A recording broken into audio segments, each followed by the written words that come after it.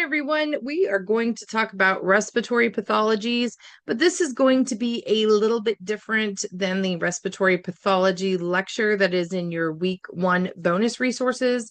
That one's 55 minutes long, and I go into a lot of detail about respiratory pathologies, what they could look like, what the symptoms are, what the treatments are, and massage implications.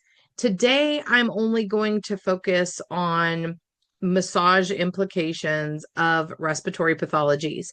You can feel welcome to pause at any of these slides if you want to jot down some information. I will also include the slides for you in this assignment. However, please know if you want more details on the respiratory pathologies and their symptoms, please refer back to that 55-minute lecture that I do have in the bonus resources. That one was a little bit long to do an assignment on, so I left it in there for you if you wanted to do it or not based on your needs. All right. So we know the functions of the respiratory system already. Moving on, we know the parts of the respiratory system, the nose, nasal cavity. Remember for the MBLEX that the pharynx is your throat and the larynx is your voice box and your trachea is your windpipe. All right, the common cold. The thing to remember here when you're taking an intake, either verbal or written, if they talk about head cold, infectious rhinitis, or upper respiratory tract infection, they're probably talking about the common cold, and you are not going to touch them. This is a fever red stoplight, all right? No fever, no acute conditions, no viral conditions that are contagious. You will not massage someone, please, if they have a cold. All right. Sinusitis, we talked about. We also saw an awesome video in some of our assignments about how sinusitis works. This can be very uncomfortable for your clients. They could have facial swelling, teeth pain. They could have difficulty breathing through the nose. If they have an acute case of sinusitis, especially if it is a bacterial or viral infection causing this rather than allergies, they might have a fever. If they have a fever, they have to be fever-free for 24 hours. But here's the kicker. It needs to be without the use of fever-reducing drugs. All right. If they've been popping acetaminophen like candy that's artificially keeping that temperature low, that does not count as being fever-free.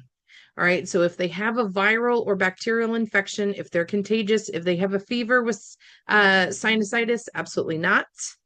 But if it's chronic or if it's fever-free, it's due to allergies, something like that, absolutely you can massage them. There are phenomenal massage techniques for the face that you can do. There is a video on one of those in your massage modality assignments assigned to you this week. Those are excellent to do. You want to elevate their upper body, though, while they are supine or sideline. We really want to limit the time that anybody with a respiratory pathology is in the prone position, all right? That's going to bring a lot of drainage forward in the sinuses. It's going to be very uncomfortable, especially around the ethmoid. All right, you can pause here, but remember there is a video about massage for facial pain and that nasal congestion. Our next one is pharyngitis. All right, remember our pharynx is our throat and pharyngitis is a sore throat or an inflamed throat. Remember, if you see itis on the MBLEX, we're thinking inflammation, infection, inflammation, inflammation. All right. Pharyngitis is sore throat. That could be drainage from allergies. It could be, a symptom of something worse like mononucleosis or influenza. You need to find out the cause before you massage them. Again, if they're infectious with a fever, no massage. 24 hours fever free. If they're non-infectious, absolutely you can massage them. But keep in mind when you communicate with them that to minimize speaking because they have a sore throat. They probably don't want to talk very much. Laryngitis is inflammation of the larynx, the voice box. All right. Again, ask about the cause. Were they yelling at their kids? Were they yelling at their neighbor? Were they yelling at the TV? Were they singing too loudly in the car and they've caused themselves to have a sore throat or a damaged voice box? Or do they have an infection? Do they have a fever? So it's the same thing with pharyngitis. If it's a non-infectious cause and they don't have a fever, go ahead and absolutely you can massage them. But just keep in mind that not only is it uncomfortable to talk, they may not be able to talk at all with laryngitis. Laryngeal cancer is a little bit different. Definitely not contagious, but you do need to talk to them about their current signs and symptoms. If you see this S/S, please know that that is a fantastic abbreviation for your SOAP notes, signs and symptoms, as well as side effects of their cancer treatments. All right. Are they cleared for any type of massage? You might want to find out from their PCP, which is primary care physician, or HCP, their healthcare physician. Make sure that they are cleared for massage. And again, elevate the upper body while supine and side lying and avoid or limit time in that prone position. Influenza, the flu. It can be comorbid with like things like COPD, and it's caused by multitudes of different viruses. Absolutely infectious, absolutely postpone, especially until they've been fever-free for 24 hours. Do not massage anyone with the flu unless you feel like getting it yourself. Infectious mononucleosis. If your client comes in trying to be cute and says, I caught the kissing disease, no. It's often caused by the Epstein-Barr virus. It absolutely can cause innocuous symptoms sometimes, like fatigue, as well as the sore throat. You can see how delightful that looks in the throat here. You are not going to massage them. This is very contagious because even though they may call it the kissing disease, you can get it through droplets. If they cough on their hand instead of their forearm, and then they grab the doorknob in your massage office, then you grab the doorknob in your massage office, then you scratch your mouth absent-mindedly. Before you wash your hands, guess what? You also now have infectious mononucleosis. So please avoid patients with this, clients with the cold, influenza, and mononucleosis. Now we're going to talk about lower respiratory tract infections. Pneumonia is a big one. This is an infection or inflammation of the lungs. Usually, someone will get something else first, like the common cold or influenza. It can be pretty intense. All right. We are not going to massage people with pneumonia. It is contraindicated until that client has recovered completely. All right. Once they are cleared for massage, if they still have mucus or any type of fluid buildup, you can use postural drainage. All right. Remember that position where they're leaning forward, not the tripod position necessarily that helps them breathe easier, but leaning forward. Percussion, remember we do cupping, not slapping. We do the cupping or some tapping and beating. If again, the healthcare provider recommends it to help them with a productive cough. Now, remember, a productive cough is a cough that they are coughing up phlegm or that fluid, something productively coming out. And this is my reminder to you again, have tissues, have things for them to cough into, have hand sanitizer, have a plastic liner that you can close and tie off inside of your trash cans, have trash cans that you can clean with bleach. Make sure that you are set up and ready for a client that will probably have a sneeze, a productive cough, something going on where they potentially have biohazardous waste, body fluids coming out and into your massage room trash can, not just the bathroom. Postural drainage and percussion. You can pause here and take a peek at this, but please remember there are some awesome videos about this in your massage modality respiratory assignments this week. All right, tuberculosis, white plague, or consumption. All right, the latent stage is pretty scary because your clients can be asymptomatic, meaning we have no symptoms. A means without. Symptomatic, we're talking about the symptoms. You don't know that they have TB. Some clients will go in and get a TB test, especially if they're going to go work in the healthcare field. They're required to have those before working with the public. So if they have a TB test that has been done, you're going to avoid the site. You're going to treat that as a local contraindication. This is just a test to see if they have TB. If they have latent TB, if you find out because they've had a chest x-ray or they've been tested, you need to postpone the massage until they are no longer infectious. If they have active TB, tuberculosis, it is absolutely postponed until it is no longer active, and that needs to be determined by the healthcare provider, right? The HCP. Clients who have been cleared and are able to receive massage, again, same position for every respiratory pathology. Elevate the upper body while supine and side lying if it's more comfortable for the client to breathe that way, and avoid and limit the time in prone position. Pleurisy. Wet pleurisy or pleural effusion is when we have fluid in the pleural space. Now, remember, you've got the visceral and parietal pleura that is in there surrounding the lungs, and you've got some fluid in there allowing those tissue surfaces to rub against each other without friction. Dry pleurisy is a reduction of those intrapleural fluids, and that is going to be painful because then they are getting that friction as those tissues slide against each other. You do not massage people with pleurisy, especially if they have wet pleurisy, because there are some incidences of that fluid building up in the cardiac space as well. Lung cancer, this is like all other cancers for the most part. You're going to find out about current signs and symptoms as well as the side effects of those cancer treatments.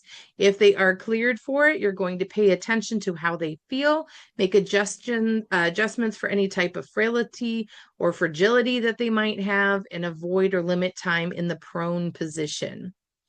All right, now we're going to talk about COPDs, chronic obstructive pulmonary diseases. The tripod position we talked about briefly, it is in your other assignments. This is the position that will help your clients breathe.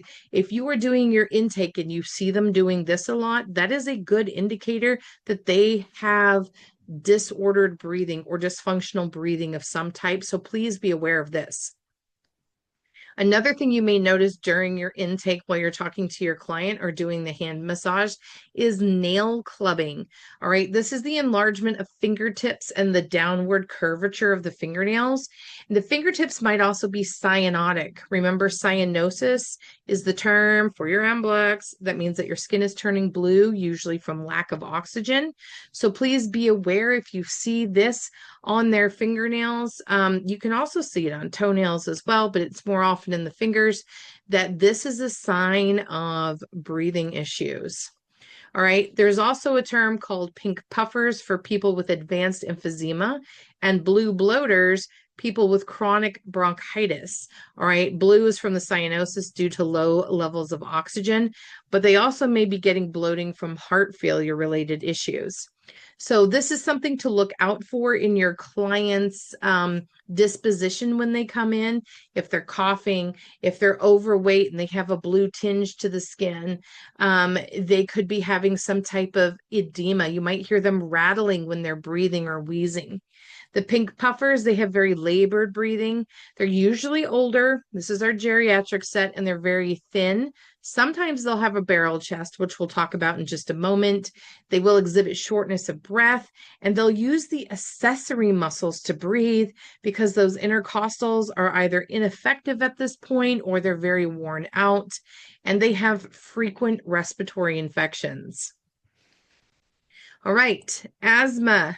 Ask about allergens. Ask about allergens. Eliminate them from your office, whether that's aromatherapy things, oil diffusers. Do you have a lot of dust built up on your heating or air conditioning vents, on your ceiling fans, on your windowsills? Are you vacuuming enough? Are you getting the dust out of the air? Do you have things that smell strongly? Even things like bleach, if you're overusing the bleach, although that normally will cause dermatitis, some people can have an asthma attack. It feels like it's burning their throat and their lungs at the same time. If they have long-term use of inhaled corticosteroids, you need to reduce pressure over the areas of known bone loss if they've been using those steroids for a long time, and use very gentle PROM. Remember that abbreviation for the MBLEX. PROM is passive range of motion. Okay. If they have an inhaler, keep it in an accessible spot. Don't let them leave it in their purse. Don't let them leave it in a pocket. Put it on a small side table by the bed or somewhere on the counter in the room or a chair next to the table so that either you or the client can grab it very quickly for them if they start to have a breathing issue and need it. You need to avoid aromatherapy and essential oils for the most spot. You can potentially use inhaled lavender, peppermint, eucalyptus, depending. Those are known as bronchodilators and can be relaxing or uplifting, depending on what you're using. But you need to be careful with what your client is allergic to and can handle. This is the same position for all respiratory pathologies. Say it with me. Elevate the upper body while supine and side lying, and avoid or limit time in the prone position.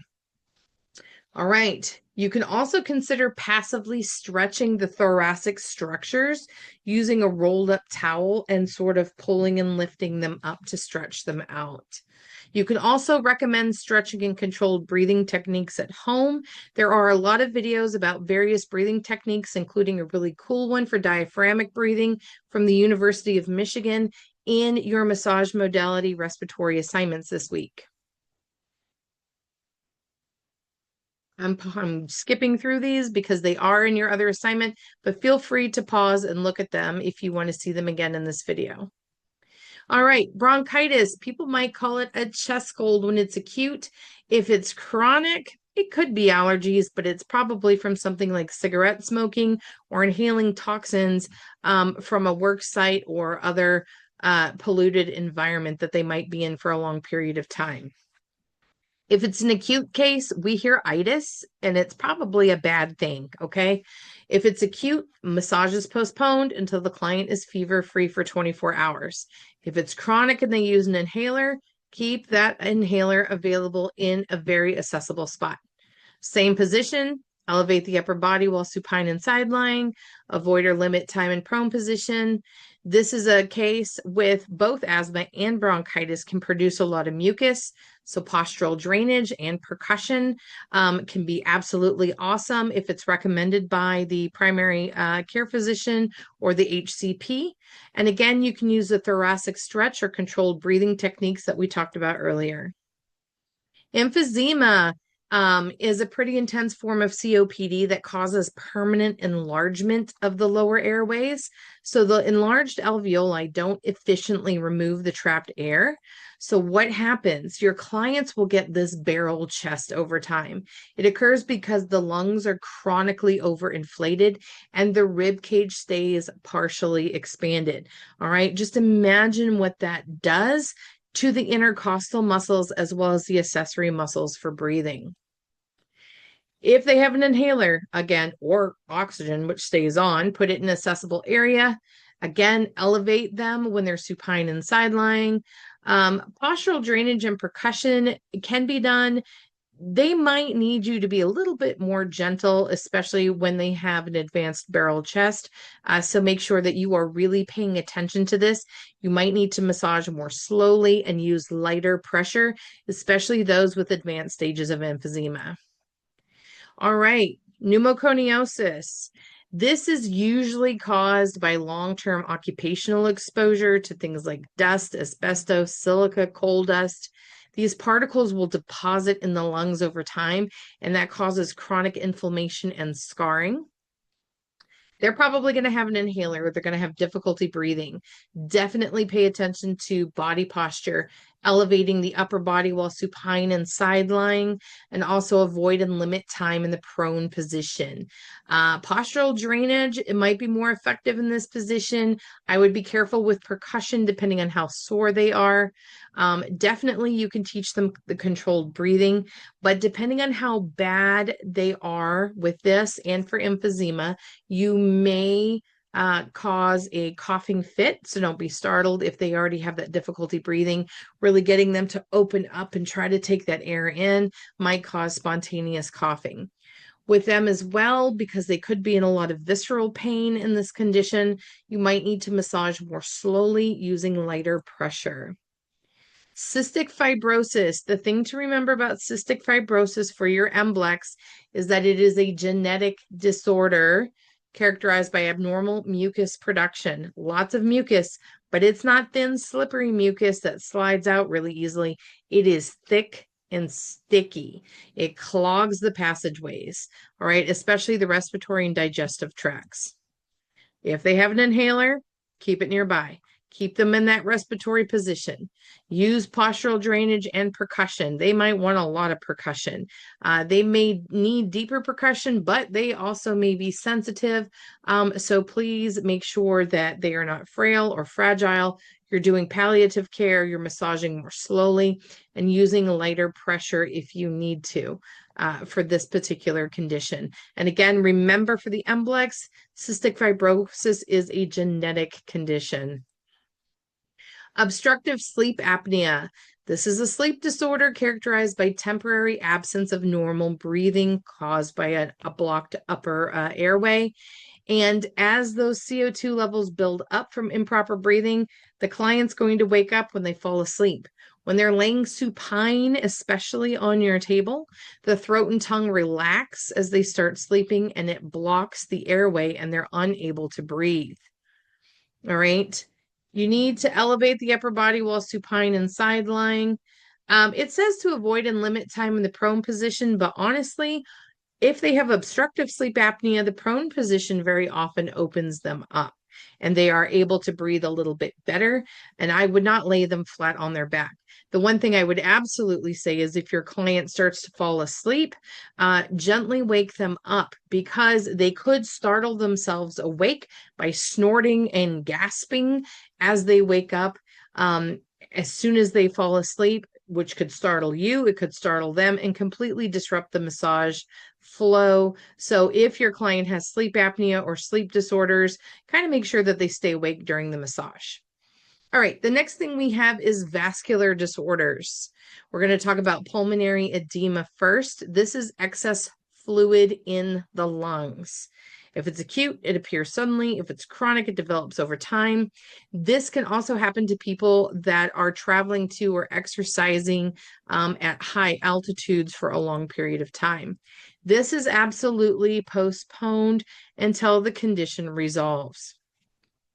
A pulmonary embolism is an occluded or blocked pulmonary artery, and 90% of emboli originate as clots from deep leg veins. All right. These are deep vein thromboses or thrombosis that causes this, DVTs. It's more common in your pregnant ladies. If they have a pulmonary embolism, massage is postponed until it is resolved. We do not want to dislodge that and cause a major issue. So an immune disorder that we'd like to talk about is hay fever. This is a hypersensitivity of nasal mucosa to allergens, usually plant pollens. It's also called allergic rhinitis, all right? Now, this could happen seasonally if it's just an allergy like to tree pollen, grass pollen, weed pollen. But if you have someone that has it chronically due to dust mites, pet dander, molds, any type of fungus, you need to be aware of this. You may have cases where a client is so susceptible to this that you may need to have a clean uniform to wear in your office for clients with allergens. And if you have pets at home, change out of the clothing that you use to drive to your office or get to your office, and then change into your clean work uniform to work on your clients so you're not accidentally transferring any animal hair that has the dander on it. Or any type of pet dander, and you need to make sure that you are on top of the dust in your office. Ask about those allergens, make sure that you handle them in your office, avoid contact if possible. If this is extremely bad, they will have a prescribed EpiPen. just like the inhaler, make sure that that's an accessible area so you can get it quick to help them out if they're going into anaphylactic shock or having some other major allergic reaction. You can absolutely use facial massage to help relieve those areas. And these are the same ones that we would use in sinusitis. All right, if someone is choking, this is a blocked trachea preventing them from breathing. Confirm they're choking. If they can talk, like if it's your kid yelling, I can't breathe, I'm choking, they're not choking. Encourage them to cough. If there's airflow coming in and out so that they can yell or talk, they're not quite choking yet. If they are choking and they cannot cough or speak, they have difficulty breathing, they're turning blue, the suggestion here is to use the Heimlich maneuver, which is the abdominal thrust. However, Miss Ellis highly recommends a little device called the dechoker. I wish I had one right here to tell you about, but they're super cool. You just put it over someone's face, and then a little tube goes right inside of their mouth, and it has a big plunger on it that you can pull. I don't know if you can see me in the video here. I look ridiculous, like I'm pulling an elephant trunk, but it will suction out, and it usually dislodges whatever is in there. I actually have one by my dining room. I have one by my massage office. And since I have kids that love to say that they're starving to death in the car, and I don't want to have a situation of someone choking on the road and not being able to handle it or get emergency care to us quickly, I actually carry one in the car for car trips as well. If you don't have one of those devices, which I highly recommend you order one, you definitely can do the Heimlich maneuver. That's wrapping your arms around the victim's waist, making a fist with your hand, and placing the thumb side against their upper abdomen. You want to be below the xiphoid process. That's that pointy bit, all right, underneath the body of the sternum. You don't want to break that off. You're going to do abdominal thrusts to try to dislodge that object. Now, if you cannot reach around the victim, and this is another reason I have a dechoker. I am 5'4". I have tiny little T-Rex arms. I cannot reach around some of my clients that are on my table. And if a client is pregnant, you don't want to be doing those thrusts there. Potentially cause a miscarriage, damage to the baby. Like that's an absolute no-no. So they say here to compress the sternum between the victim's breasts. That's nowhere near as effective. So again, just for these two reasons right here, I I get no compensation from Dechoker. They don't know I exist, although they are an excellent company. One of mine cracked and they sent me a free one as a replacement, by the way. Super cool company, super cool device. I recommend it or something similar just to save you in this type of situation, especially if you've got things like peppermints in your office that your clients could suck on and then get nervous when you walk in the room, or chewing gum and they swallow it because they forgot to spit it in the trash can when they lay down. Anything could happen, so please try to be prepared. And of course, always, if they're unresponsive, call 911 here in Michigan and continue helping them if they're unresponsive, doing CPR until EMTs arrive. All right, that's all I've got for you today on this lecture, and I will see you guys on the next one.